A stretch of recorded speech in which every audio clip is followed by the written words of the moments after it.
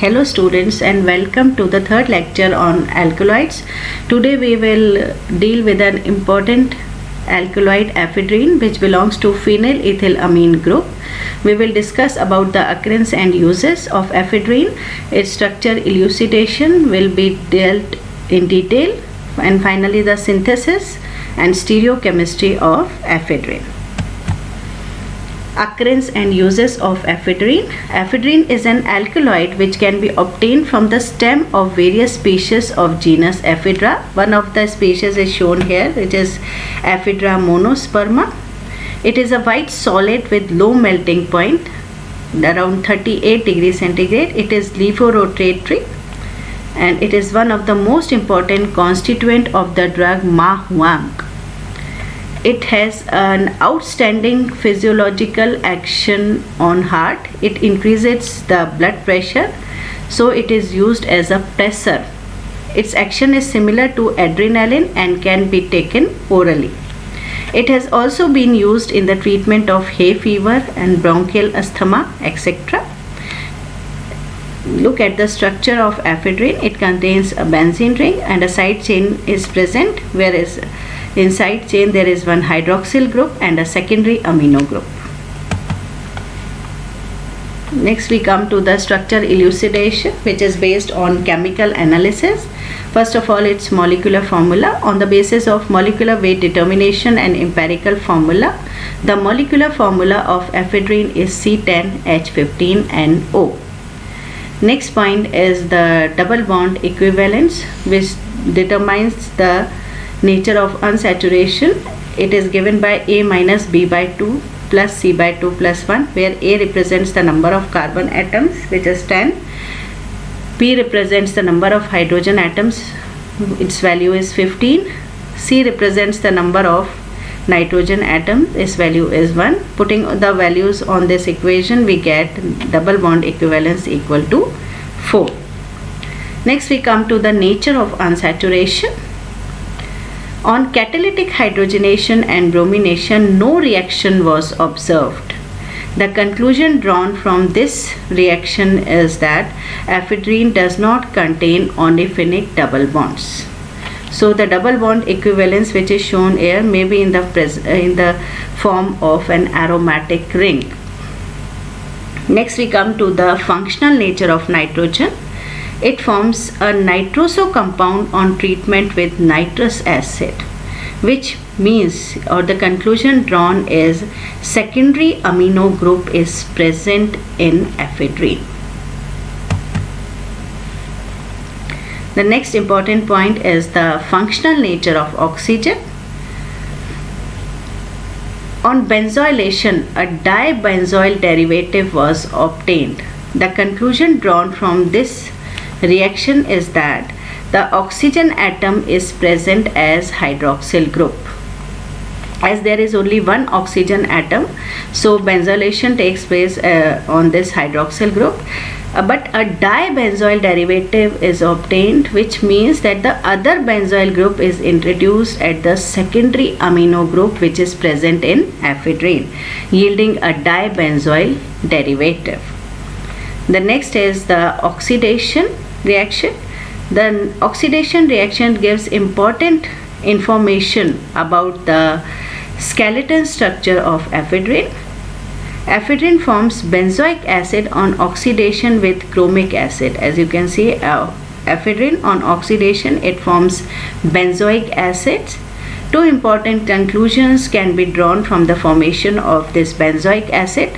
First is there is a presence of benzene ring in ephedrine, and secondly it is a monosubstituted derivative. Next, one important point is also inferred from this oxidation reaction, that a benzene ring is present, which means a ring and 3 double bonds, which gives the double bond equivalence equal to 4. As we have discussed earlier, a double bond equivalence equal to 4, comprising of one aromatic ring and 3 double bonds are present in the ring, total of 4 double bond equivalence. Next important reaction is the reaction with HCl. When heated with HCl, ephedrine forms methylamine and propiophenol. This is propiophenol, ephedrine on reaction with HCl, propiophenol plus methylamine. So on the basis of these two products which is obtained on reaction with HCl, the probable structure of ephedrine are number 1. Yeah, this is the one structure, and the second structure is this one. In structure 1, as you can see, there are 2 chiral centers present, and in structure 2 there is only 1 chiral center present. Hydramine fission. Ephedrine hydrochloride on heating undergoes hydramine fission to form propiophenol and methylamine. The formation or the reaction of ephedrine with hydrochloride HCl yielding propiophenol and methylamine is a very important reaction which is known as hydramine fission. And this hydramine fission, from this reaction of hydramine fission, one important conclusion is drawn. As you can see, since hydramine fission is characteristic of compounds with C6H5 CHOH CHNHR group, ephedrine must be given the structure 1. Structure 1. As the hydramine fission is the characteristic feature of this moiety. So structure 1 is the most probable structure of ephedrine, whereas in structure 2 the moiety is different.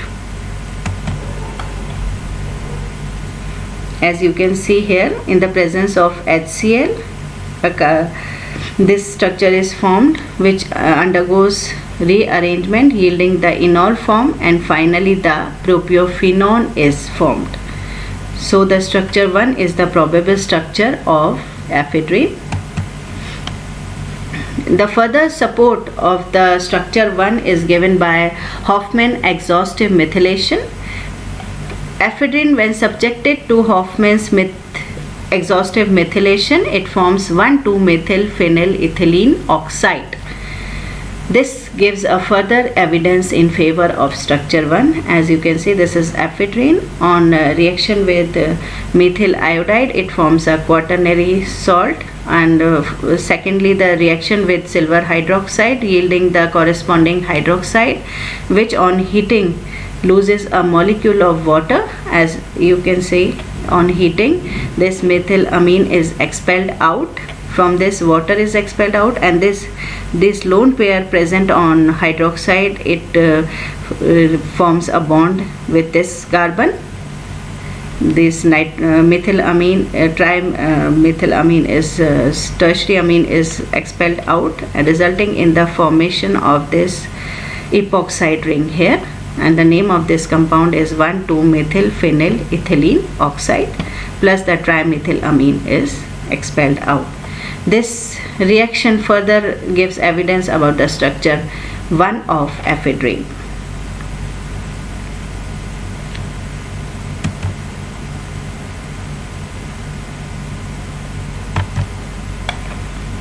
Another evidence in favor of the structure 1, as you can see,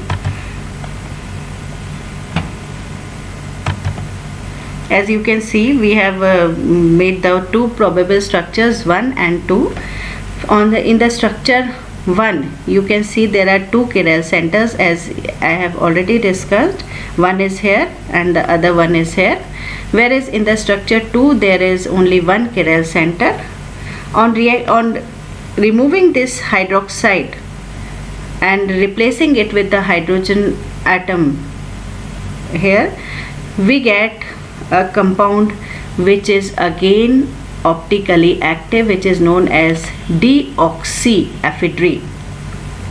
Experimentally, deoxyephedrine was derived from this structure 1 or ephedrine, which gives further evidence in favor of this structure 1. Whereas on replacing the hydroxide in structure 2 with hydrogen, we get a compound which is optically inactive. So experimentally we get an optically active deoxyephedrine, which is in favor of the structure 1 of ephedrine. So there are many evidences in favor of structure 1. First is the hydramine fission. Second is the Hofmann's exhaustive methylation yielding 1,2-methylphenyl ethylene oxide, and the third is the formation of deoxyephedrine. Finally, the structure is confirmed by its synthesis, which was given by Nagai and their co-workers in the year 1929. We have taken the starting compound is benzaldehyde. It is treated with ethyl nitrate and potassium carbonate, yielding this compound. On reduction, it forms this nitro group is converted into amino group, and then you have to separate. On separation and treatment with methyl iodide, the methylation takes place at this amino group, yielding this ephedrine. This ephedrine is a racemic mixture.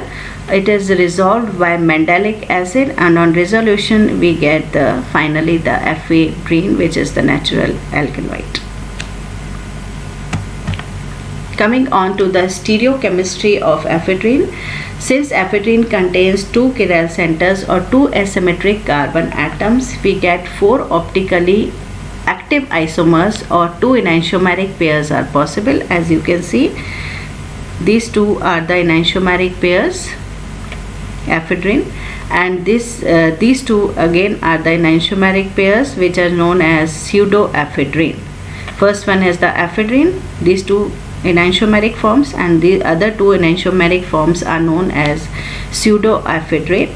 This ephedrine is the diastereomer of these 2 compounds. Similarly, this one is also diastereomer of the rest two of the compounds.